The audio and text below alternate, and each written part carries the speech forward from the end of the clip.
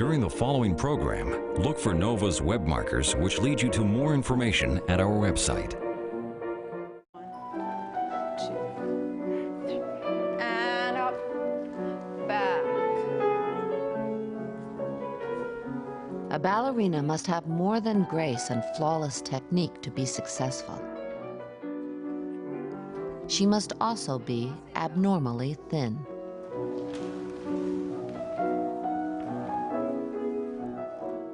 It is a dangerous obsession for many dancers. If they want thin, I will give them thin. And I did. I dropped more weight in 2 weeks than I'd ever done in my entire life. Dancer thin is not like thin on the street. We're talking about 15% below your ideal weight for height, which is basically an anorexic weight. If your career's on the line, if the roles are on the line, whether or not you reach that ideal, you will do practically anything. Starving herself for nearly a year, Katie Tracy weighed 20 pounds less than she does today.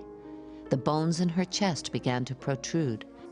She had developed anorexia nervosa, the deadliest of all psychiatric disorders. It was going from one extreme to the next. And people around me at the dance world, they were praising it. They were saying, gosh, you look so good. It looks nice. You know, you have a new body.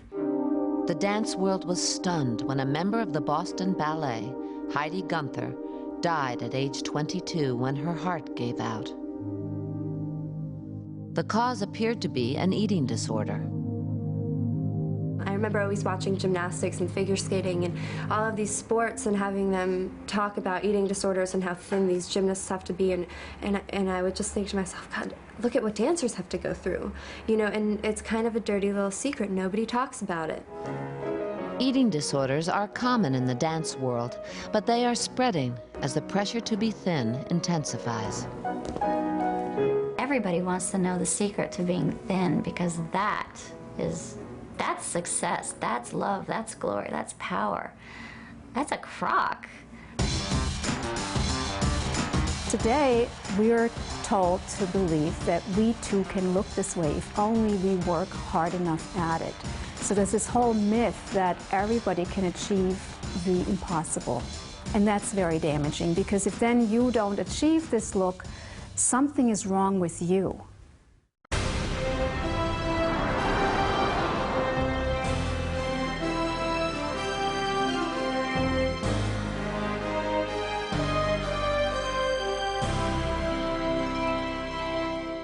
Corporate funding for NOVA is provided by Sprint and the Northwestern Mutual Foundation. Additional funding is provided by the Park Foundation, dedicated to education and quality television. Additional funding for this program was provided by the McKnight Foundation and by the Corporation for Public Broadcasting, and by contributions to your PBS station from viewers like you. Thank you.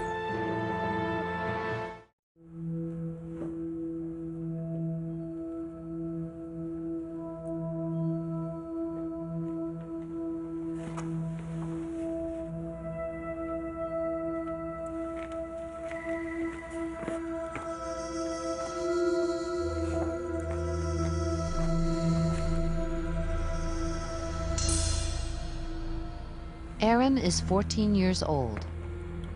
Tormented by an irrational fear of fat, she has been starving herself for 3 months.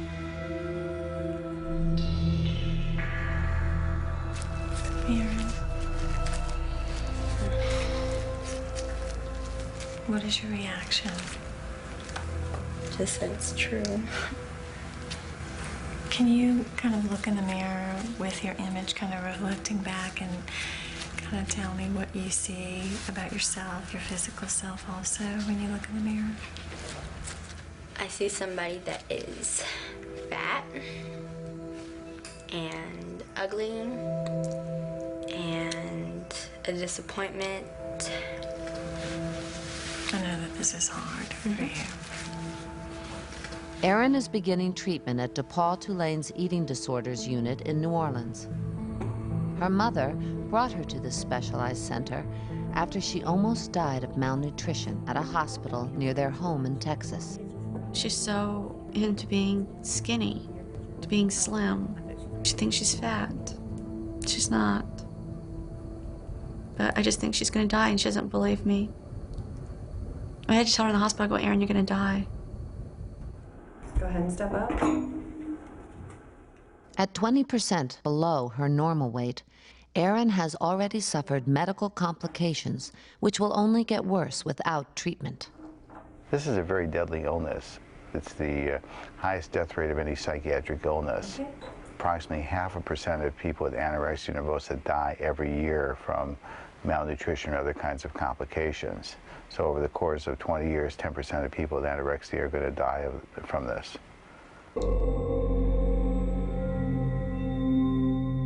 Prolonged starvation can cause a number of medical conditions, including dangerously low blood pressure, severe osteoporosis, damage to the kidneys and liver, and ultimately, heart failure. Erin stopped eating when her mother, who works for the military, took a job in Korea for a year. Feeling alone and abandoned, she became obsessed with her appearance. I know I would be thin, and everybody would like me, and, you know, I wouldn't be having to worry about, you know, my weight and all that stuff. I felt like I'd be loved more, everything.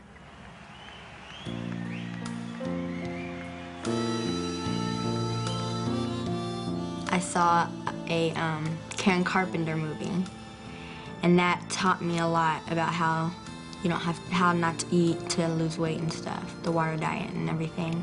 So that actually is pretty much what I got from it. You know, just, I can live without eating, you know. After struggling for years with an eating disorder, Karen Carpenter died of heart failure at the age of 32. At the time of her death in 1983, most people had never heard of anorexia nervosa. But today, it's a different story. An alarming study from the Mayo Clinic shows that anorexia has been increasing by 36% every 5 years since the 1950s. Today, some 8 million people, mainly women but some men, suffer from anorexia and bulimia, a related disorder. Young women ages 15 to 24 are the most vulnerable. I had been very overweight, and I had exercised and eaten right, and you know, my mom was so proud of me, and it was the compliment thing, and I thought I'm so close to being able to model. And I thought, well, you know, maybe I ought to try it. You know, it's okay to be a little skinny. You know, the camera puts on 10 pounds anyway. It won't matter. Just even the idea of, hey, I wear a number 1. You know, I am the top. I saw a TV movie on bulimics. When I was watching, I said, wow, look what she's doing. She's like eating all that food, throwing up, and still losing weight.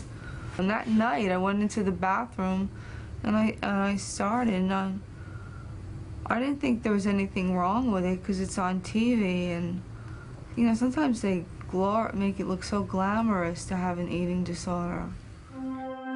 It has become a self-fulfilling prophecy.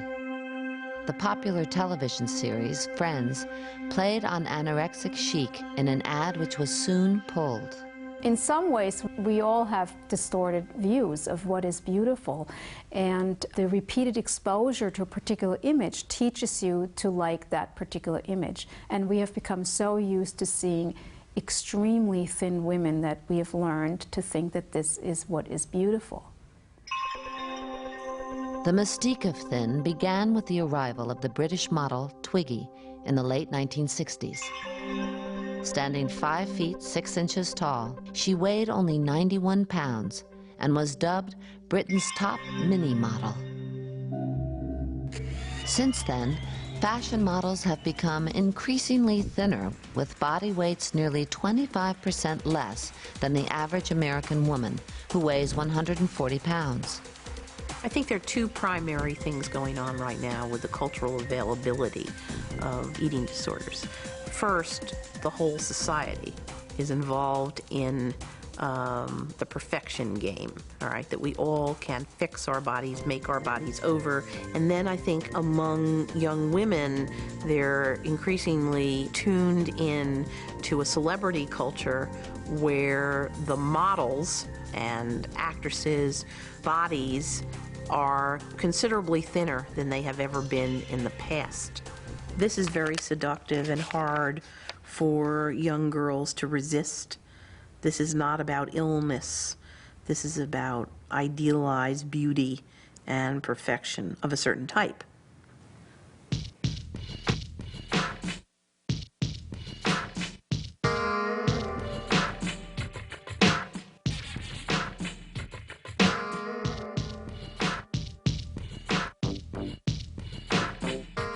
These plus-size models are boldly challenging contemporary ideals of beauty.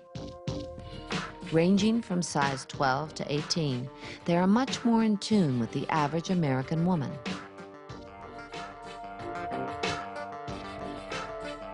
Now a plus-size icon, Kate Dillon started out as a skinny model. I think it happens to everybody at some point where you feel one way about yourself and that your intuition about who you are is that you're a good person, that you're beautiful, that you're strong, that you're capable. And then at some point, it's met with an outside force that's telling you, no, you're none of those things.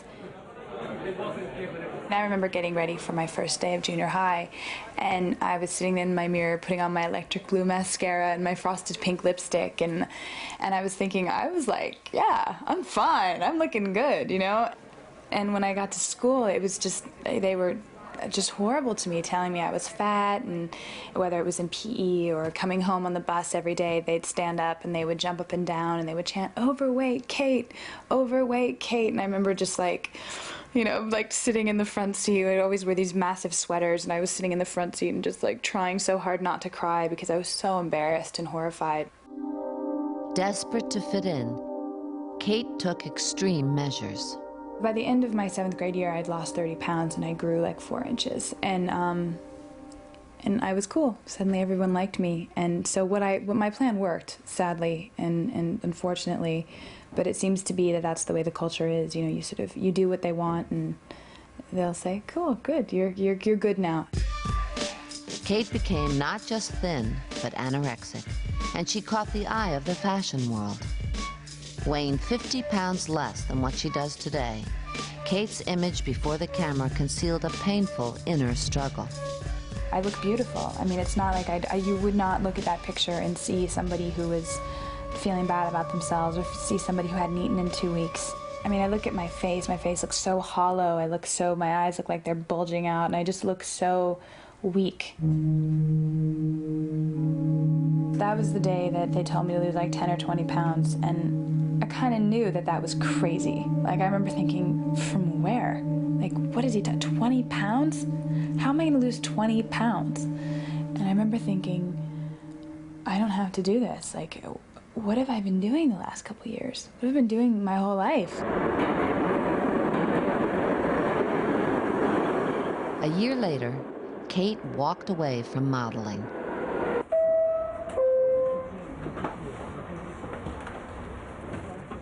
She was in search of a life where starvation was not the price of success.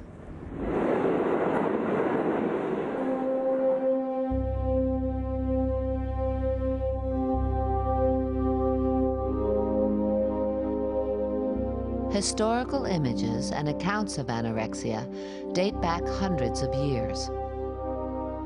In the 14th century, the mystic Saint Catherine of Siena starved to death at the age of 33.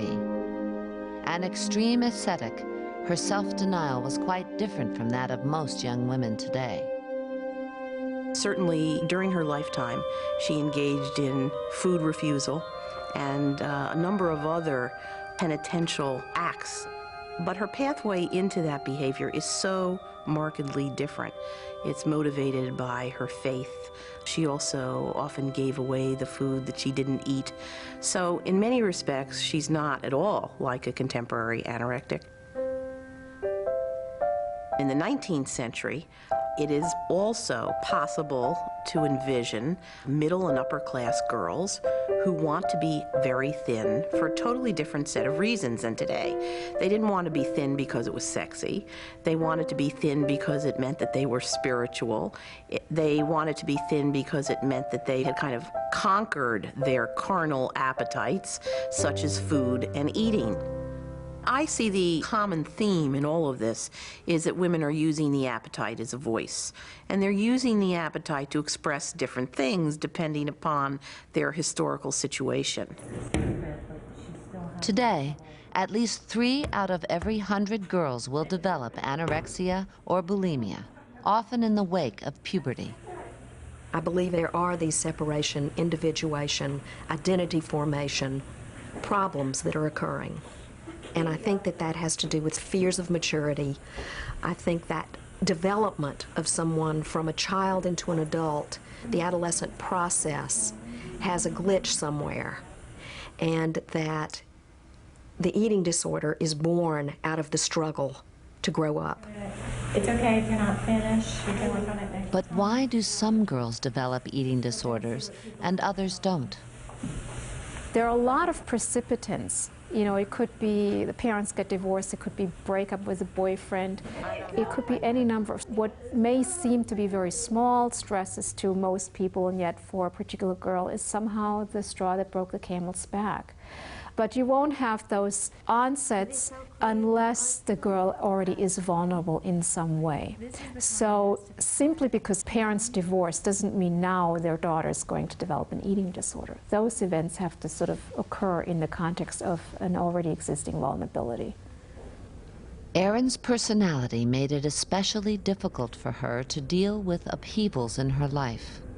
From a biologic standpoint, we're actually finding that people with these disorders actually share some common personality traits, and that is both bulimics and anorexics tend to be people who are kind of obsessively perfectionistic, and they're concerned about doing things right. Things have to be done kind of with symmetry and exactness.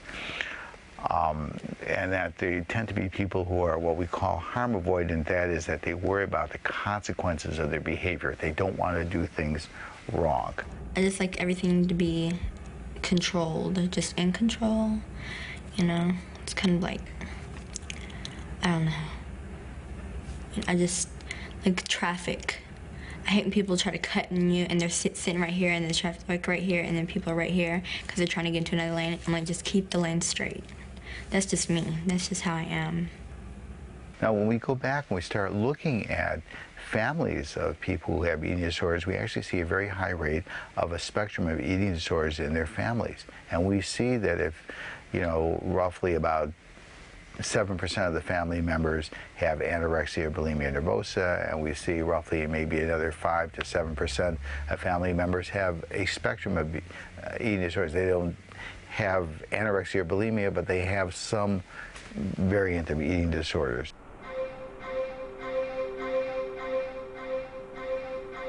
In search of a biological explanation, Dr. K peered inside the brains of recovered anorexic and bulimic patients.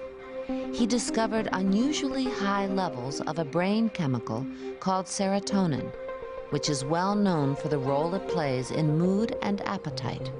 Overactivity of the serotonin system reduces appetite. The other thing about having increased serotonergic activity is it seems to be, at least in animals and human studies, goes along with having kind of obsessive, anxious, harm-avoiding kinds of behavior. Dieting, even starvation, may be a way for people with eating disorders to lower their serotonin levels in an attempt to reduce their intense anxiety. This may explain the vicious cycle that people with anorexia get in. They have too much serotonin, they starve themselves, that drives down the serotonin. But the brain quickly adapts by adding more serotonin receptors. So even a little bit of serotonin sets off these receptors. So people have to keep starving themselves more and more to reduce the serotonin, but the receptors keep upregulating so they can never really escape from it. For patients with anorexia, weight gain is a crucial first step toward recovery. That's what I'm there. About 10 minutes. Okay. Anorexia is one of the most difficult psychiatric illnesses to treat.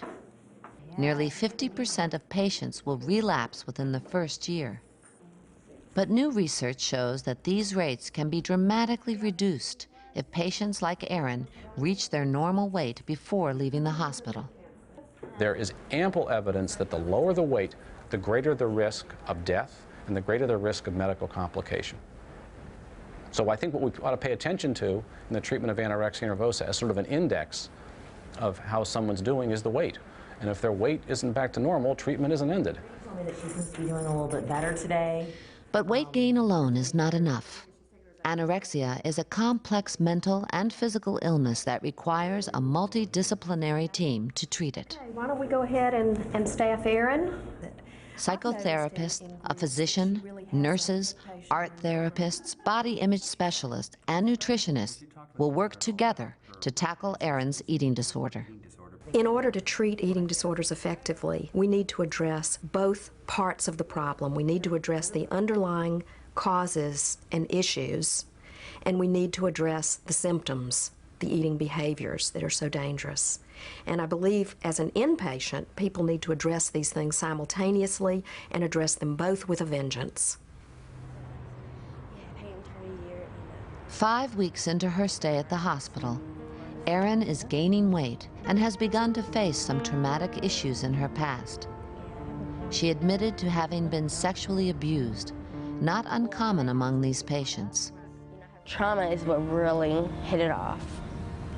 Bringing up my trauma issues really made me want to just, I wanted to get rid of it somehow, the feelings, too many feelings. I was like, too many feelings. Flush them down the toilet. Having been sexually abused teaches a girl a number of things. One is that she's powerless. It's just a horrendous experience to go through. And one way to cope with that sense of powerlessness is to try and find some way of having power and control. And by managing one's weight, that can be one way to have power and control. Some women will overeat it quite explicitly as a way of making themselves less attractive. Others will diet as a way of starving themselves into an unappealing small size. So there's sort of any number of explanations that women then come up with, but they all have to do with trying to cope with what has been an extremely traumatic experience. Talking about the abuse marks a significant turning point in Erin's treatment. Secrets, you don't keep secrets, you know? Secrets are bad. And I was keeping a secret, and if I would have kept that and went home with it, I'd just gotten sick again. It's unfamiliar. Group and individual therapy are critical components of the treatment process. I just thought that I could live the rest of my life not eating, and it was like a power thing. I was like, look, Mom, I don't have to eat. I can piss you off. I don't have to eat, you know, and it works. It works. I mean, that's the last thing your parents want is for you to die. And so when you sit there and you're like, I'm not gonna eat, I'm gonna slowly kill myself, it works. You can get back at anybody. And I guess, I don't know, I guess I need to find a way to forgive her. You know, because I'm just punishing myself. I'm killing myself. And it's so stupid because you don't win. Losing your life isn't winning, is it?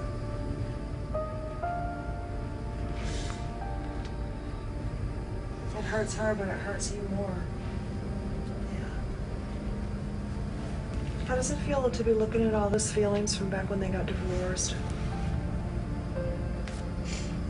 Just makes me mad. I'm mad because? Because I didn't tell them. These are not generally kids who can scream and yell and say, I hate you. Why did you do this to me? They're very sweet and they're very kind and they're parent pleasers. And so they are aggressive in the sense that they are driving the knife deeper into the family as the family watches them die.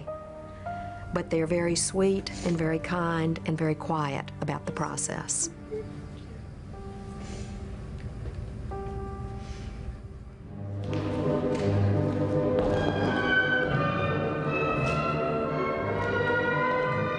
At age 21, Alina Malamed has also paid a heavy emotional price.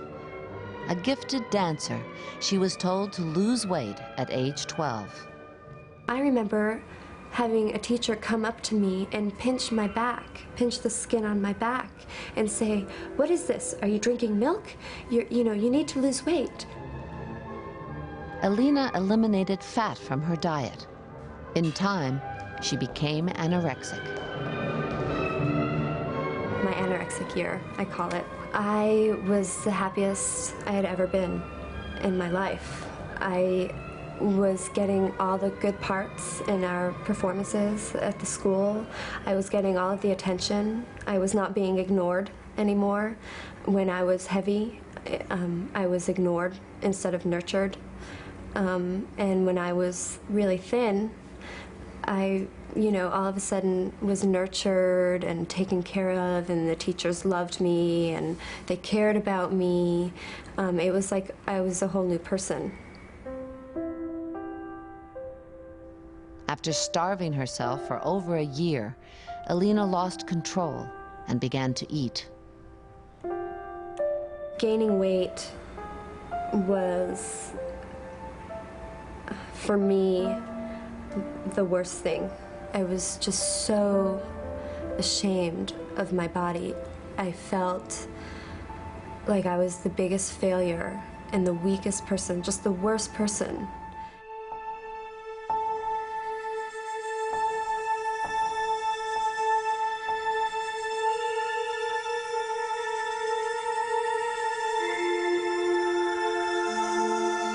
I remember picking up a knife from the kitchen and starting to cut myself on my arms, on my legs.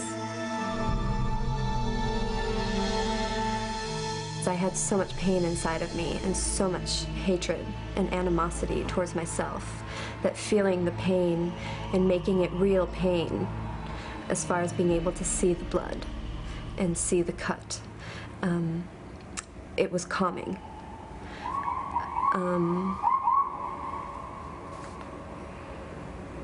I did that for a long time. Despite her fragile state, Alina's talent did not go unnoticed.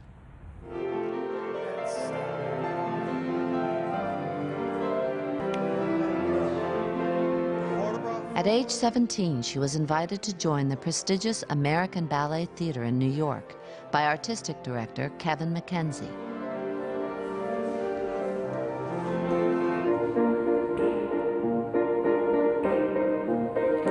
But her struggles with weight would continue.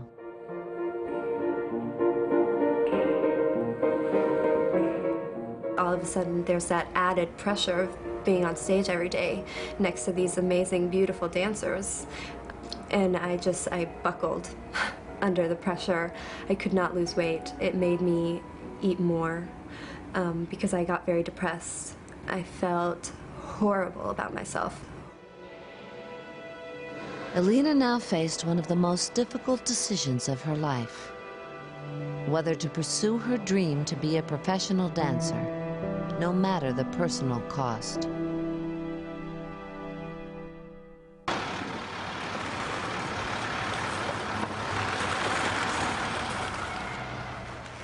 Erica Goodman made that decision many years ago, and now, at age 54, she lives with the consequences: a lifelong struggle with anorexia and severe osteoporosis. A former Joffrey ballet dancer, she is no stranger to extreme dieting practices. The scale becomes your altar. It becomes the site where you pray every morning. You pray that it'll be down another pound or another ounce or anything to show that the work that you're doing, and the work is starving, is working, because other things in your life aren't working. And it's the one thing you have control over, and that is a major thing. I think that's what keeps a lot of these people in this anorexic mode. It's control. Nobody else can control that for you. Described by a critic as a treasure of her generation, Erica danced in an era when anorexia was a silent threat and all too easy to overlook. The really perverse irony of this is that what has been taken away from me are my legs. And for somebody who had always been very flexible, I'm very stiff. And it's only now that I know, it's only when you're paying for it. You're paying for it then, you see, but you don't know the cash register hasn't rung. It's ringing now. And it's not until it rings. It's like sleeping. You can have your alarm clock set, but it's not till it goes off that you're going to awaken. This tendency to diet is eating disorders. Eating disorders are too prevalent to ignore today. Dancers at the New York City Ballet attend a seminar on health issues. Anorexia and bulimia are rare among men, but increasing. I think women get more eating disorders than men because we have such a focus on our appearance. Although it's changing a little bit, men have to have the abs now and a little bit more muscle tone. But if you look at professions like jockeys, for example, or weightlifters, you'll often see a higher incidence of eating disorders because their careers are on the line based on their weight. If you don't have normal periods, you don't have this increase in peak bone mass. For women, a loss of body fat from dieting or even strenuous exercise can shut down the production of the hormone estrogen, which is crucial to bone growth and menstruation.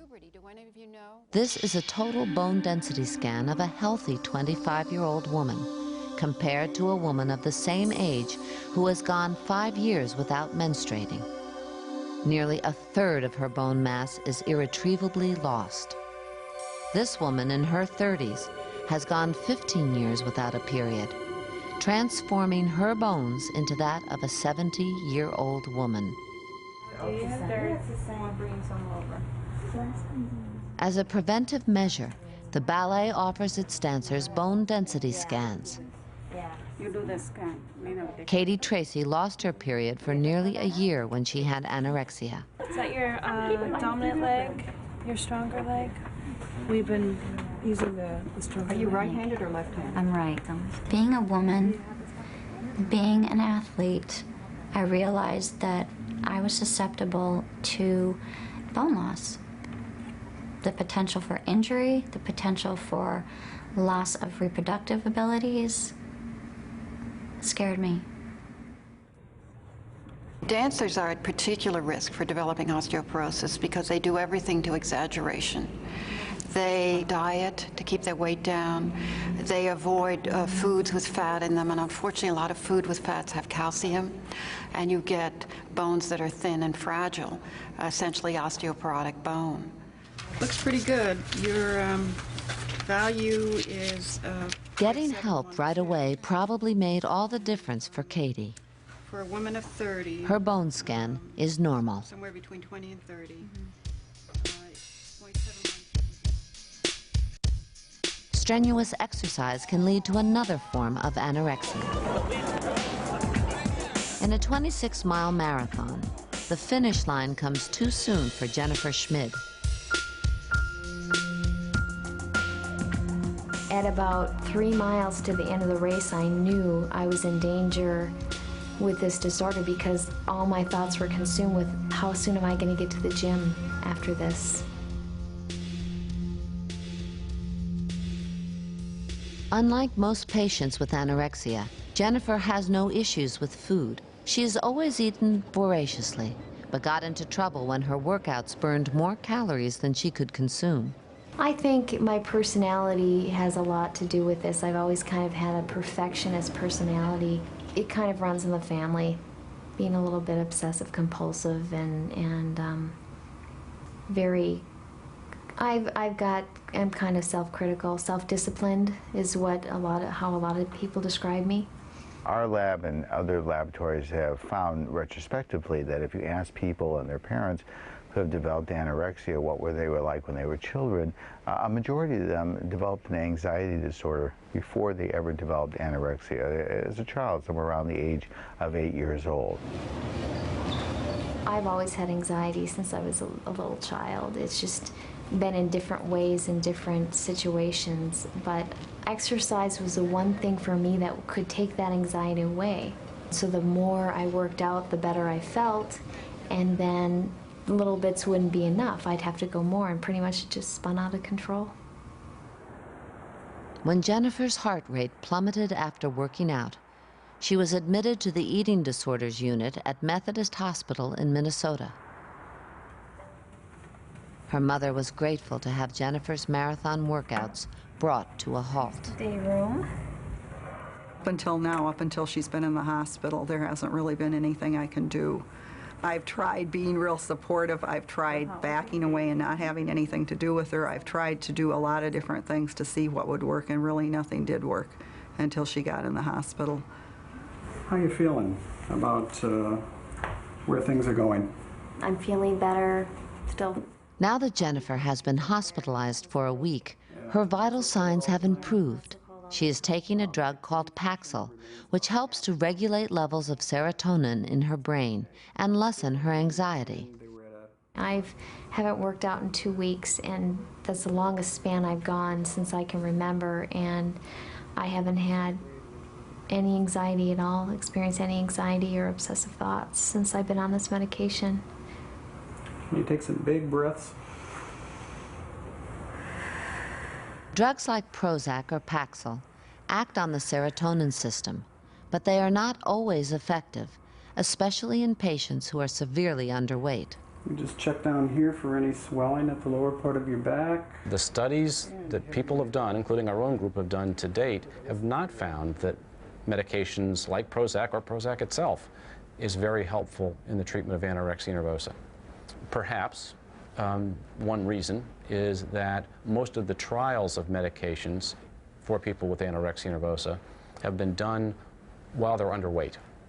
And it may be that the effects of starvation on the brain prevent Prozac from working. But as patients gain weight, medications like Prozac appear to help them avoid a relapse. I want to live, I'm going to live, I'm going to live through this. This program has taught me that and given me the nutrients and things to start thinking clearer. And there are so many things I want to do. I'm young. I've got a whole life out in front of me, and I plan to live it to its fullest.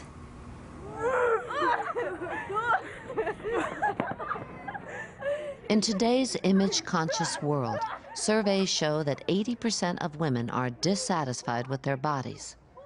Girls as young as 9 and 10 years old are dieting, even though they are at normal weight. Lisa dropped an amazing 48 pounds in just 12 weeks. The diet industry is a very, very big industry. It sells the myth of transformation. If you do our product, you too can be Princess Diana. You too can marry your prince. You too can be wealthy.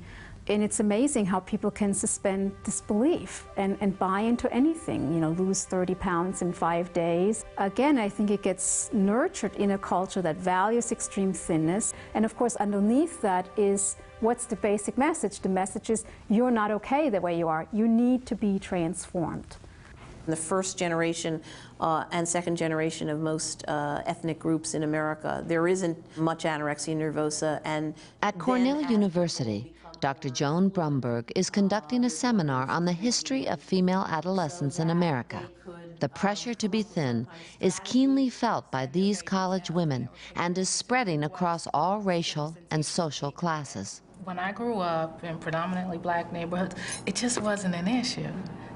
And it never affected me before I came here. And all of a sudden now, everyone's so little, you know? And yet there is, I mean, we know now that there are eating disorders in the African American community. These observations about cultural difference are really interesting, and yet everybody seems to say around this table that the pressure is pretty intense right now. I believe that very few women escape a battle with their bodies. I think that it's to varying degrees, but I think that many women at different points of their lives are unhappy with their bodies. I don't think there are a lot of women who could say, honestly, they love their bodies. For more than a decade, Ann Chavarro has faced a particularly difficult battle to overcome bulimia nervosa, which is characterized by binge eating and purging. Most people who develop this secretive illness are around the age of 18 and of normal weight. But the obsession with food and dieting begins earlier. In high school, it was how little you could eat in order to make it through the day, you know, and what size pants are you going to fit into, because we're all trying to lose weight.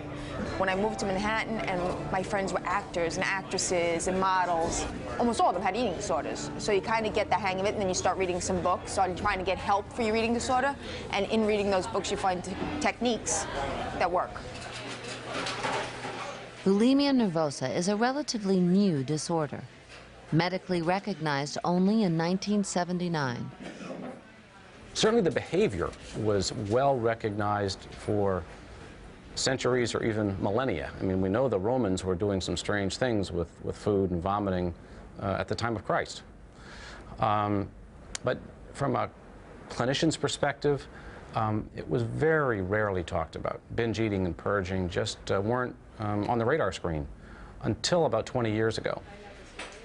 For Anne, bulimia seemed to offer a perfect solution to her conflicts over food. You realize that you can eat whatever you want and get rid of it. It's sort of like a high. Emotionally, it makes you strung out. It's almost like being on drugs. You're totally strung out. And because you're constantly depleting your body of food in between the binges, you're so lethargic, you're so tired, you're so dry, you know, drawn out that you can't do the things that you even want to do. So it becomes like a cycle. It's a cycle, you know, and you can't break out of it.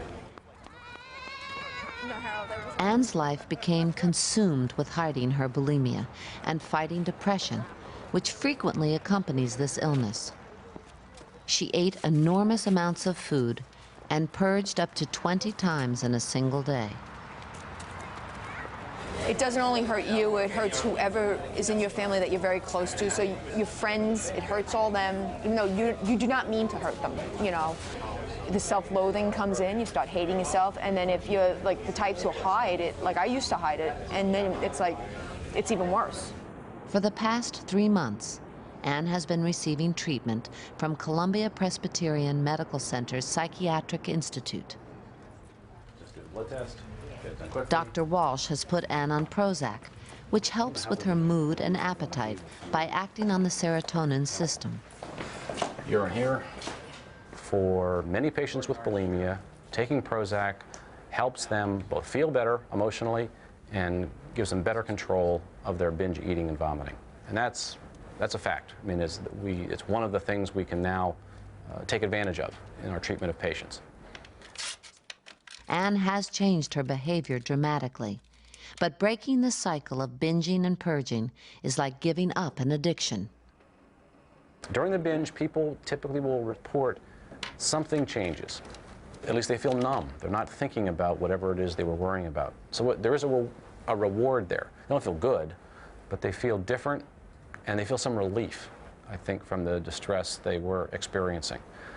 And one wonders if that isn't a critical component that keeps this behavior recurring. You've had a period of time now. In addition to medication, most people with bulimia benefit from psychotherapy. One of the best studied techniques, cognitive behavior therapy, is designed to break bad eating habits and establish a healthier body image and a new approach to food. I actually had like a banana nut muffin, and that was like taboo for at least 2 years. Unless I was going to throw it up, I couldn't eat it. To understand more about binging, Dr. Walsh and his colleagues designed an experiment.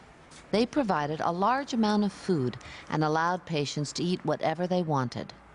The result was an average of 3,600 calories, or nearly 2 days' worth of food in a single sitting. There's something disturbed about their satiety or satisfaction as it relates to food. It seemed to be a general disturbance in feeling satisfied with a meal, the way that you and I would just feel stuffed and stop eating from. We felt maybe they're not experiencing that sensation. Anne is participating in a study to see if her treatment has had any impact on her stomach's ability to handle food more normally. Okay, so no, I'll hold it, just like always, as quickly as you can. But Anne is given a liquid meal that is tagged with tiny amounts of radioactivity. Okay, just lay really still. This machine, a gamma counter, detects emissions from the meal and will monitor the rate at which food leaves her stomach. After food enters the normal person's stomach, small amounts begin to empty into the small intestine. This triggers the release of cholecystokinin, or CCK, a hormone that helps transmit sensations of fullness to the brain. As more CCK is released, the person starts to feel full and eventually stops eating. In the case of bulimia, it appears that over time, binging on large amounts of food causes the stomach to empty more slowly into the small intestine, so less CCK is released.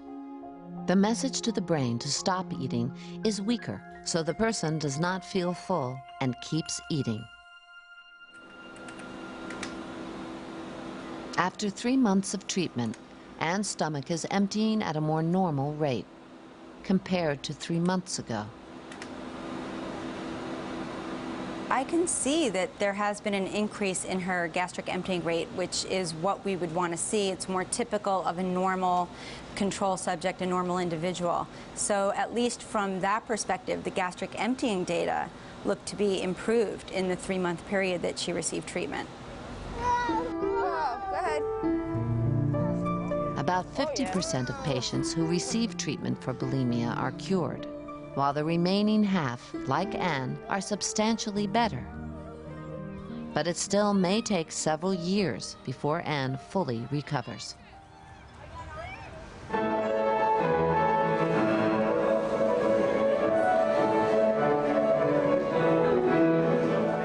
At the American Ballet Theater, life is looking up for Elena. She admitted she had an eating disorder, and director Kevin McKenzie offered her a medical leave of absence. After years of being yelled at and made to feel ashamed and ugly and hideous, to have Kevin McKenzie tell me that it was okay and that it didn't mean that I wasn't a valuable dancer. It just meant that I had a disease that I needed to heal, and he was willing to wait for me.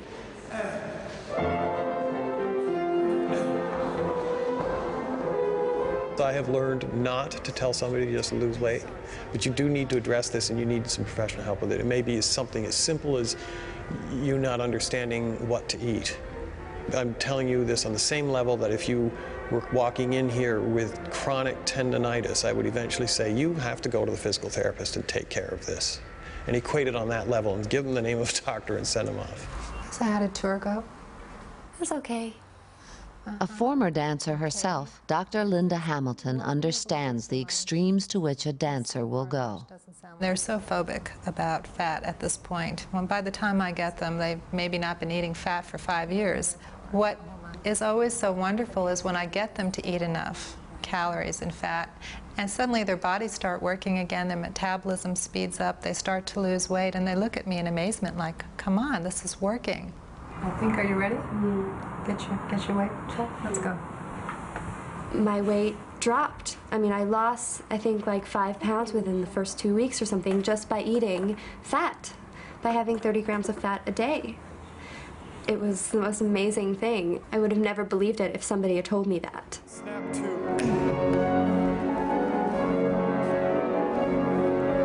Okay, good. Selena is back with the company now, rehearsing a soloist part for a 60th anniversary presentation of Swan Lake. I think getting the support has helped on the level that she's happier. She enjoys her dancing. And if she can be guided properly and then really fully realize her talent, the potential is there to be wonderful, is to be absolutely wonderful.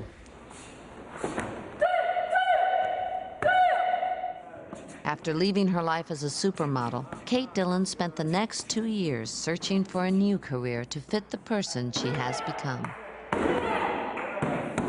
I wanted freedom from this ideal, from these cultural ideals. I wanted freedom to be who I was, whatever that would be. If I was the biggest dork in the world, well, then that was going to have to be okay. And if I was a big mess, then that was going to have to be okay too. And if I was beautiful, that would be fine. And if I was ugly, that would be fine. But that I didn't want to fight myself anymore, that I really wanted to just like unzip this suit that I'd been wearing of like me, think I'm interesting, I want to be perfect, and just take it off and just expose and just be like, I'm just who I am.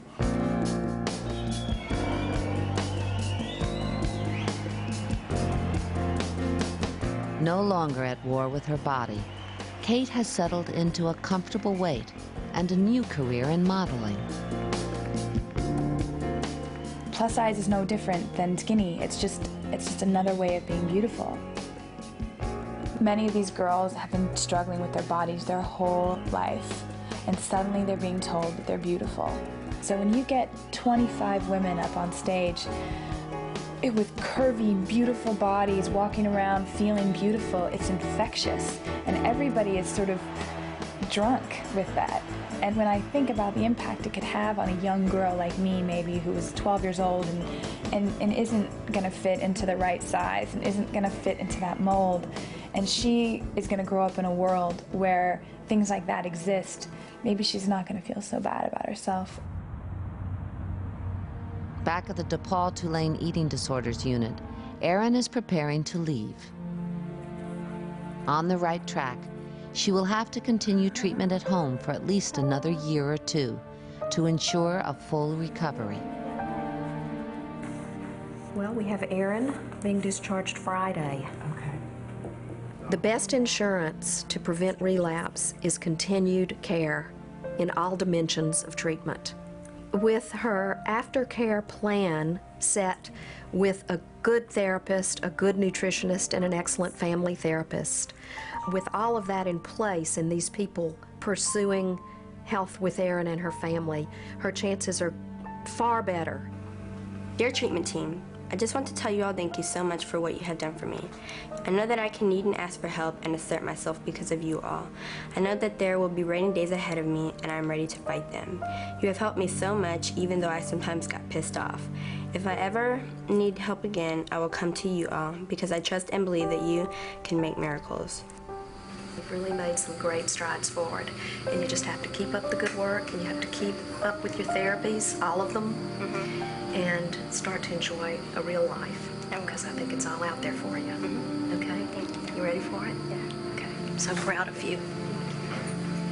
Everyone has given me an opportunity to a new life, and I thank you for that. Thank you for being my family. I love you all. Now I'm starting on my journey now. Love always, Erin.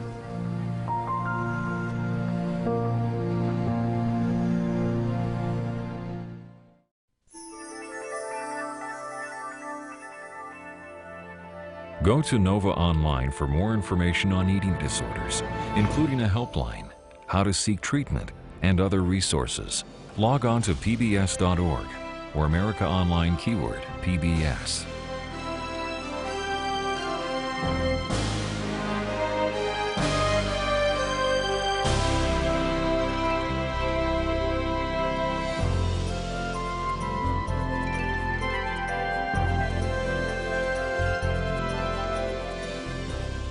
Educators can order this or any other Nova program for $19.95 plus shipping and handling. Call WGBH Boston Video at 1-800-255-9424. Next time on Nova. In Japan, a ritual of fire and floods signals an incredible transformation. Nova's cameras take you in for a rare look at Japan's secret garden.